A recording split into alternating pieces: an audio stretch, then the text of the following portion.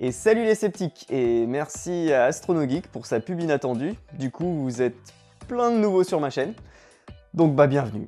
Et aujourd'hui, une petite brève du débunker rapide et légère pour se détendre un peu. Avec une petite info qui nous vient de juillet 2018, parce qu'à l'époque, j'avais pas eu le temps de réagir là-dessus.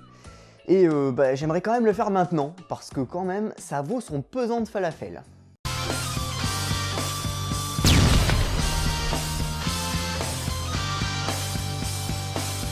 Donc comme vous le savez sans doute, l'Iran est un très beau pays, chargé d'histoire et peuplé de femmes courageuses qui essayent en ce moment de se libérer du carcan du patriarcat religieux. Mais c'est aussi un pays très connu des débunkers, parce qu'il investit des moyens colossaux dans la propagande politique contre ses trois grands ennemis, à savoir Israël, les États-Unis et les sunnites wahhabites d'Arabie Saoudite, car je rappelle que l'Iran est chiite.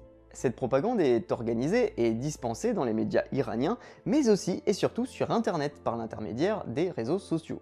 C'est par exemple l'Iran qui a sinon inventé, ou tout du moins popularisé, la théorie selon laquelle Daesh aurait été créé par Israël, afin de justifier auprès de sa population son aide à la coalition internationale contre Daesh.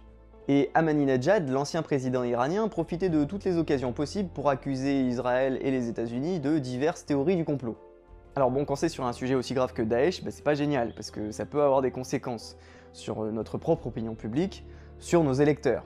Et c'est bien l'objectif de l'Iran d'ailleurs. Vu qu'ils ne peuvent rien faire contre Israël directement, c'est-à-dire par des moyens militaires, ils espèrent atteindre, déstabiliser leur ennemi par d'autres moyens, par le biais de la désinformation notamment. Alors bon, faut dire que c'est assez facile de trouver des trucs à reprocher à l'Israël, la plupart du temps il n'y a pas besoin de beaucoup en rajouter, mais parfois ils dérapent. Ils vont un peu trop loin dans la paranoïa et la méthode du bouc émissaire, vous voyez. Et c'était le cas en juillet 2018. C'était l'été, il faisait chaud, très chaud. La sécheresse battait son plein en Iran et il n'avait pas plu depuis un bon moment. Bon, faut dire que déjà, l'Iran c'est pas la Bretagne, niveau pluie, on a déjà vu mieux comme pays. Mais là, vraiment, ça commençait à affecter assez gravement les populations et les ressources du pays. Confrontées à ce problème, les autorités iraniennes ont donc décidé d'agir. Enfin surtout de trouver un coupable. Et à votre avis, qui est coupable ?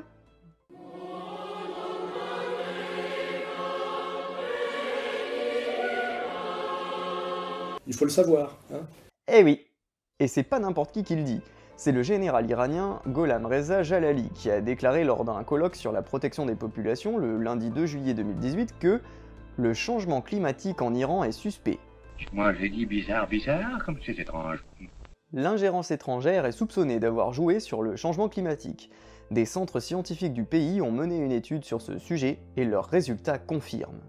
Israël et un autre pays de la région ont des équipes conjointes qui travaillent à faire en sorte que les nuages qui entrent dans le ciel iranien soient incapables de déverser la pluie. Alors quand il dit qu'il y a un autre pays en plus d'Israël, cherchez pas bien loin, il s'agit sans aucun doute de l'Arabie Saoudite, parce que les deux pays que l'Iran déteste dans la région, c'est Israël et l'Arabie Saoudite. Donc comme ça, il n'y a pas trop de surprises. Sans compter qu'en plus l'Arabie Saoudite fait des essais de pluie artificielle, souvenez-vous. Aux Émirats arabes unis, l'un des pays les plus arides au monde, ces chercheurs se sont fixés un défi ambitieux. Faire tomber la pluie sur commande. Grâce à ces avions, les équipes du Centre national de météorologie et de sismologie ensemencent les nuages avec du sel, à l'aide de fusées placées sur chaque appareil. Au moindre nuage propice, les équipes sont prêtes à décoller. En plus de cela, nous faisons face à un phénomène de vol de nuages et de neige. Une étude quadriennale a montré qu'au-dessus de 2200 mètres d'altitude, toutes les zones de montagne entre l'Afghanistan et la Méditerranée sont couvertes de neige, sauf en Iran. Oh bah alors mon pauvre loulou, il y a des nuages de partout sauf chez toi. On t'en veut, on veut te piquer tes nuages. Oh, attendez, on me signale dans mon oreillette qu'un Israélien a été aperçu en train de voler un nuage. רצוי בעל איראני. הענן הזה מעולה. הפעילו את שואב העננים שהמשטר סיפק לכם. בדיוק. Les salauds! Plus sérieusement, vous pouvez voir ici une forme extrême de biais d'intentionnalité, qui est un travers de notre cerveau consistant à prêter systématiquement une intention aux choses qui nous entourent, et à ce qui se passe autour de nous, même quand il n'y en a pas. C'est un biais qui est assez typique chez les conspirationnistes. Ici, l'Iran est mis en danger par l'absence de nuages. De là, l'esprit visiblement paranoïaque de ce bon général pense immédiatement « mais à qui profite ce crime ?» Et évidemment, à partir de là, la réponse qui vient logiquement, c'est Israël. Il faut le savoir. Hein. A noter qu'en 2011, Mahmoud Ahmadinejad, l'ancien président, avait déjà accusé l'Europe des sécheresses. Il y avait alors des manifestations en Iran demandant un meilleur approvisionnement en eau potable. Et du coup, pour se sortir de cette crise politique, hop, la bonne vieille méthode populiste de la désignation du bouc émissaire. Ahmadinejad fait un discours dans lequel il accuse les nations occidentales d'utiliser leur technologie pour forcer les nuages à faire tomber la pluie sur leur continent, et que c'était ce qui empêche la pluie de tomber sur d'autres régions comme l'Iran. Bijour, le gouvernement a entendu parler qu'il y avait des problèmes d'eau. Ne vous inquiétez pas, le gouvernement il a tout prévu. Le gouvernement, ce qu'il va faire, c'est que... Oh, par le prophète, regardez là-bas, les Israéliens, ils nous volent nos nuages. Regardez, par là-bas, les nuages, par là-bas. Là. Et attendez, le pire c'est que je suis allé voir ce que disaient les gens dans les commentaires de l'article du Monde sur ce vol de nuages. Et devinez quoi? On trouve une palanquée de gens qui confondent tout et qui nous sortent des exemples de pluie artificielle pour essayer de contredire l'article. Cette poudre très ancienne a été mise au point par un alchimiste afin de provoquer des chutes de pluie. Elle produit une fumée brumeuse qui, en s'élevant dans le ciel, stimule la formation de gouttes d'eau dans certains nuages et ce faisant génère artificiellement une... Donc comment répondre à ces prétentions de vol de nuages? Parce qu'à un moment, il va falloir qu'on débunk quand même. Eh bien, sans surprise, elle se fracasse lamentablement sur les lois impitoyables de la science. Parce que, voyez-vous, on ne peut pas voler des nuages. Ce n'est pas possible. Les nuages se forment aléatoirement par l'évaporation de l'eau du sol et des océans, qui se condensent ensuite lorsqu'elle arrive à une certaine altitude en fonction de la température et du taux d'humidité dans l'air. Donc dans les pays chauds et secs comme l'Iran, il y a beaucoup moins de nuages, et il faut donc attendre la plupart du temps que les nuages des pays d'à côté soient portés par le vent jusqu'à chez nous.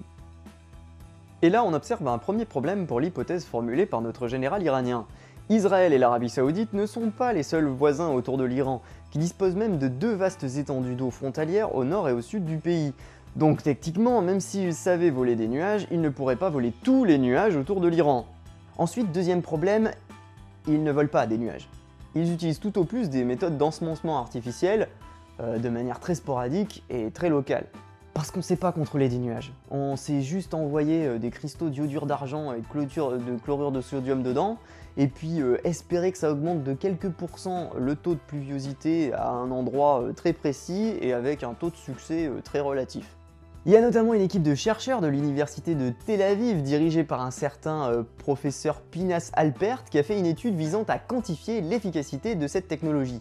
En se basant sur une analyse statistique de données météorologiques regroupant plus de 50 ans de mesures, l'équipe du professeur Alpert montre qu'il n'existerait pas de corrélation entre la quantité de pluie tombée et la mise en place ou non d'opérations d'encensement des nuages dans la région.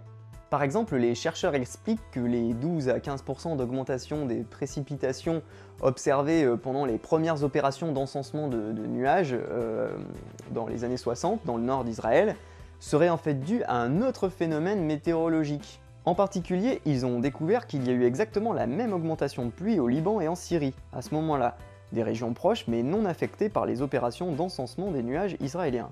En fait, apparemment, cette technique ne marcherait vraiment qu'avec certains types de nuages, dont les nuages orographiques, me demandez pas ce que c'est. Et les autres études menées sur le sujet montrent quant à elles qu'il y aurait une augmentation possible des précipitations de l'ordre de 5 à 20%. Donc là les gars, on est loin du vol de nuages. Et d'ailleurs, figurez-vous qu'il y a aussi des gens intelligents en Iran, heureusement d'ailleurs, et qui ont répondu courageusement aux propos du général. Ainsi, Ahad Vazif, le directeur de la météorologie iranienne, a déclaré aux médias iraniens ISNA que le général Jalali a probablement des documents sur ce sujet dont je n'ai pas connaissance, mais sur la base des connaissances météorologiques, il n'est pas possible qu'un pays vole la neige ou des nuages. L'Iran souffre d'une sécheresse prolongée, et il s'agit d'une tendance mondiale qui ne s'applique pas qu'à l'Iran. Soulever de telles questions, non seulement ne résout aucun de nos problèmes, mais nous détournera des moyens de trouver des bonnes solutions. Et oui, et ce météorologue iranien touche là du doigt le troisième problème. C'est que Israël souffre aussi de la sécheresse. La même sécheresse. Et ça fait 6 ans que ça dure. Ils ne bénéficient donc pas de traitement de faveur, malgré leur soi-disant super technologie de pluie artificielle et de vol de nuages. Mais bon, eux c'est vrai qu'ils sont déjà un peu moins dans la merde quand même, parce qu'ils sont à la pointe de la technologie de désalinisation de l'eau, et que 75% de leur approvisionnement en eau provient de là. Et le reste du recyclage des eaux usées et du pompage du lac Tibériade. Donc en conclusion, si l'Iran arrêtait un peu d'accuser ses voisins de tout et de n'importe quoi, et qu'il se bougeait un peu plus pour investir dans les technologies de désalinisation et de recyclage des eaux usées, peut-être qu'il souffrirait un peu moins de la sécheresse. Mais bon, je dis ça, je dis rien, hein. Allez, ciao amis sceptiques.